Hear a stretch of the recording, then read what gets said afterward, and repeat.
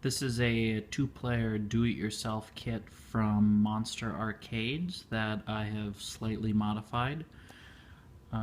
It contains a modification to the control panel, which is by default actually nailed in on each side.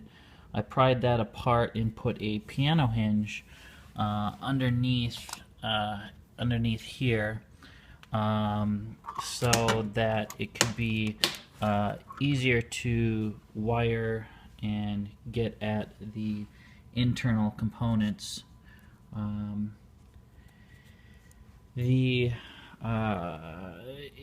It was definitely beneficial because there are 148 wires for these RGB buttons and for the joysticks.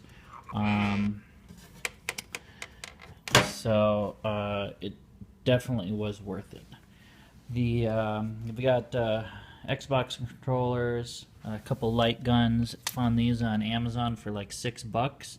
When they trigger, they actually start rumbling. It's kind of cool.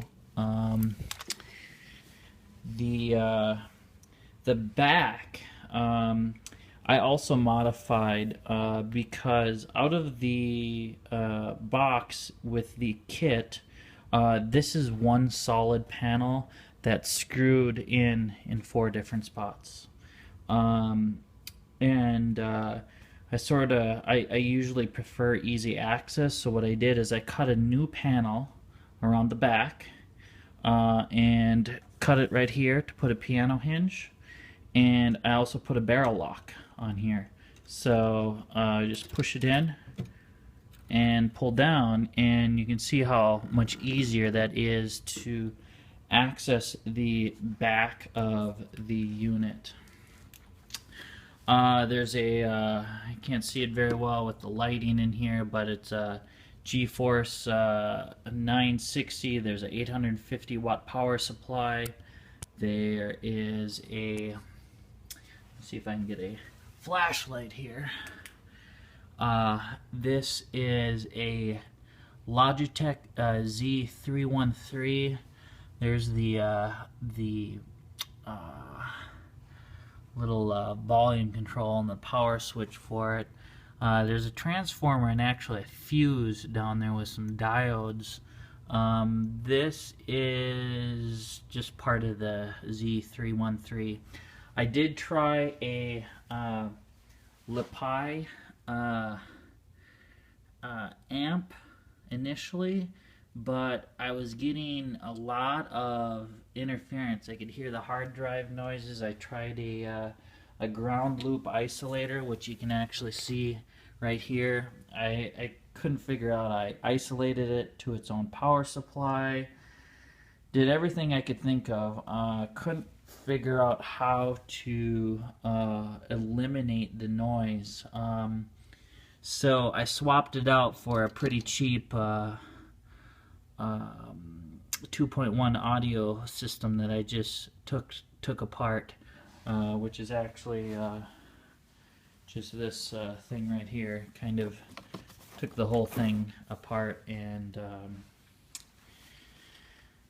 used it in here to power the custom speakers that I got from partsexpress.com.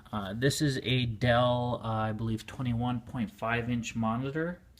Got the solid state drive and a hard drive there. In the front, on the sides actually is actually, let me just power it up here. So this is the power button here. You can see it lights up. The do-it-yourself kit does come with a marquee light, which is nice.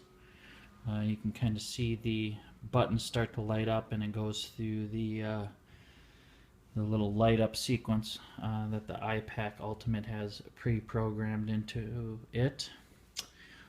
So that's going to start up. There's a Thermaltake LED ring here, so I'll just close this thing up here, and you can see it looks pretty cool. The fan, actually, I've got it on full speed. There is a quieter mode to it, but got it on full speed just to make sure there's air circulating in there.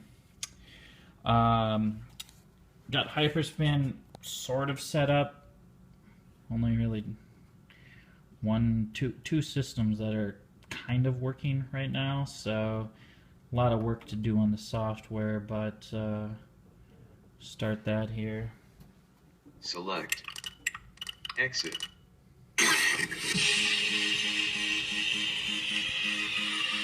You can kind of see the lighting is really not good in here.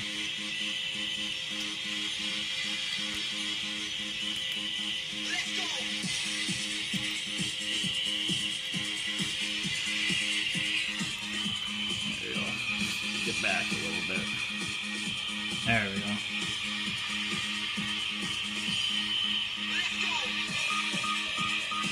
Pretty cool. There's a little bit of a sub output in there. It does make a little bit of a difference. It's actually just a tiny little sub right back there. It's a little one. I think it's a 2-inch. But it definitely does take over some of the low ranges that these little speakers can't really do. I did wish the holes were maybe a little bit bigger, so I could put a little bit bigger speakers in there, but it's probably not enough clearance to really put anything bigger in there actually. So these are, I believe, also 2-inch speakers. They were from Parts Express. I think they're about $12, $13 a piece. They sound pretty good though. Otherwise, that's it.